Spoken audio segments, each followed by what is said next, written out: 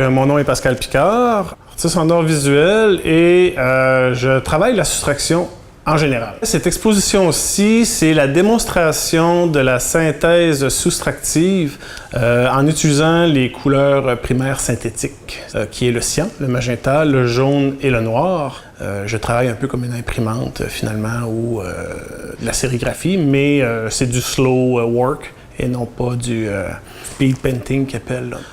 Je ne travaille pas par mélange, je travaille par superposition de layers, donc de couches, qui permet au jaune de se faire superposer par un bleu pour créer un vert illusoire. Un dépeintre, en fait, comme je me dis, ou que je dis pas que je peins, que je dépeins, c'est parce que comme j'additionne pour tout le temps l'enlever, la matière, ben je préfère, puis que je travaille avec de l'eau en plus, je préfère réfléchir au niveau de dépeindre que de peindre. Parce que peindre ajoute l'addition, permet le geste de peinture. Comprends-tu? Si on regarde bien la tranche du côté droit du tableau, où ce qu'il y a la signature, on voit le code du personnage. Donc ici, c'est le deuxième tableau que j'ai fait dans ma série.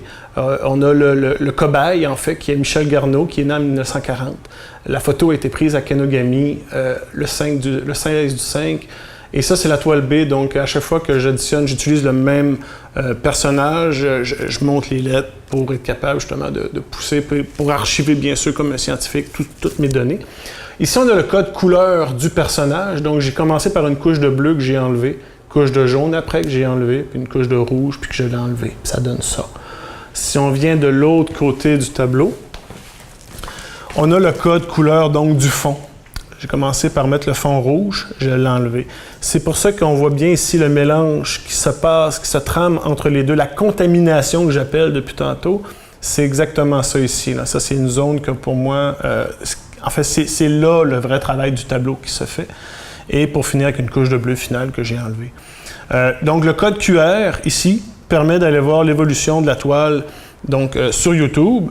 L'idée, c'était d'emmener une œuvre simple, 2D, dans un autre monde plus vaste, plus grand, donc numérique. Si, mettons, tu as une toile comme ça, avec un code QR, puis que c'est statique, hein, c'est fixe, c'est 2D, c'est en aplat aussi beaucoup, la planéité est importante, mais elle ouvre vers un monde qui est la 5e dimension, dans un sens, le numérique, qui ouvre vers vraiment plus large, plus grand. C'est pas un pied de nez, c'est pas une façon humoristique ou outrageuse de le faire, mais le fait de rendre une toile 2D numérique, en la scannant avec un téléphone, déjà, si tu passes ton temps devant la toile à scanner, tu ne regardes plus le tableau. Donc, tu regardes derrière le tableau. Et le numérique devient plus important que l'œuvre elle-même. Et le 2D attire beaucoup moins à cette heure, peut-être, que le numérique, vu que la bibliothèque est moins grande, comprends-tu? Donc, c'est un peu une façon de dénoncer le phénomène numérique en rendant mes tableaux numériques, tu vois. Je souligne le fait qu'on rentre dans un ère qui dépasse les gens, parce que si un jour tout arrête au niveau de l'énergie électrique, puis qu'il reste juste le côté manuel, il va y avoir beaucoup de perdus sur la Terre.